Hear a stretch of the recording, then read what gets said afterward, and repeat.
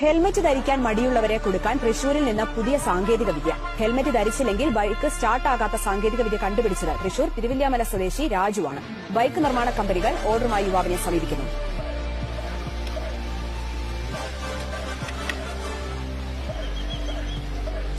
Helmet വെറുതെ വെച്ചാൽ പോരാ, ട്രിപ്പ് ഇട്ടാലേ വണ്ടി സ്റ്റാർട്ടാകും. 1500 രൂപയാണ് നിർമ്മാണ ചെലവ്. എങ്ങനെയാണ് ഇത് പ്രവർത്തിക്കുന്നതെന്ന് രാജു തിരുവല്ലാമല പറയും. വെച്ചാൽ മാത്രം പോരാ, സ്ട്രാപ്പും കൂടി ഇൻസ്റ്റേറ്റ് ചെയ്യണം, അങ്ങനെയാണ് വണ്ടി സ്റ്റാർട്ടാവുള്ളൂ. പിന്നെ മദ്യപിച്ചിട്ട് ഒരാൾക്ക് ഈ വണ്ടി സ്റ്റാർട്ട് ചെയ്യാൻ സാധിക്കില്ല. അതാണ് മെയിനായിട്ട് ഞാൻ ഇതിൽ കൊടുക്കുന്ന പുതിയൊരു അപ്ഡേറ്റ് ആണത്.